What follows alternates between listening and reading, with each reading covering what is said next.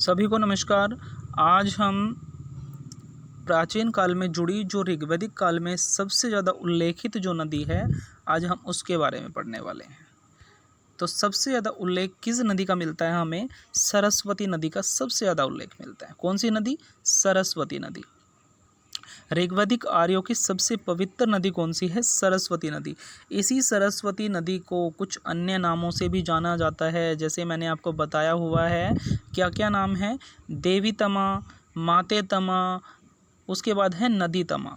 इसी तीनों नामों से सरस्वती नदी को जाना जाता है।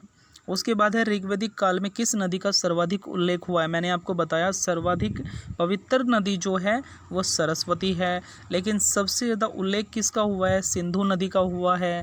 उसके बाद यमुना जो नदी है उसका उल्लेख ऋग्वेद में सिर्फ 3 बार हुआ है। कितनी बार हुआ है? 3 बार। और गंगा, आज के समय की जो सबसे पवित्र जो नदी है, गंगा नदी का उल्लेख सिर्फ एक बार उल्लेख मिलता है ऋग्वेद में। क्लियर है बात? सबसे पवित्र नदी है सरस्वती, सबसे महत्वपूर्ण नदी है सिंधु, यमुना का उल्लेख 3 बार, गंगा का उल्लेख 1 बार। हालांकि इतने इंपॉर्टेंट टॉपिक नहीं है, लेकिन इसमें से कुछ भी 2 नंबर में आपसे पूछा जा सकता है। उसके बाद है ऋग्वेद के नदी स्तुति सूक्त में, ऋग्वेद के नदी स्तुति सूक्त में किन 2 नदियों के बीच वैदिक नदी सरस्वती की स्थिति का बोध होता है? तो सरस्वती किन 2 नदियों के बीच में पाई जाती है, ऐसा कुछ बोध होता है, ऐसा कुछ इन्हें ज्ञान होता है, आभास होता है। यमुना और सतुद्री। स्तुद्री होती थी, ये प्राचीन समय का स्तुद्री नाम है। जो ये सतुद्री नाम है, आज के समय की जो नदी है वो सतलज नदी को ही उस समय क्या कहते हैं? स्तुद्री। उसके बाद है गंगा एवं यमुना नदियों का सर्वप्रथम उल्लेख किस वेद में हुआ है? मैंने अभी आपको बताया गंगा का 1 बार उल्लेख हुआ है, यमुना का 3 बार उल्लेख हुआ है। तो ये सारे का सारा किस में हुआ है? ऋग्वेद में हुआ है।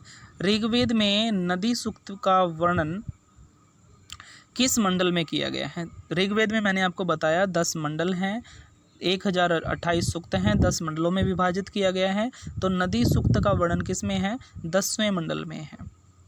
उसके बाद है ऋग्वेद में किन नदियों का उल्लेख अफगानिस्तान के साथ आर्यों के संबंध की सूचक है?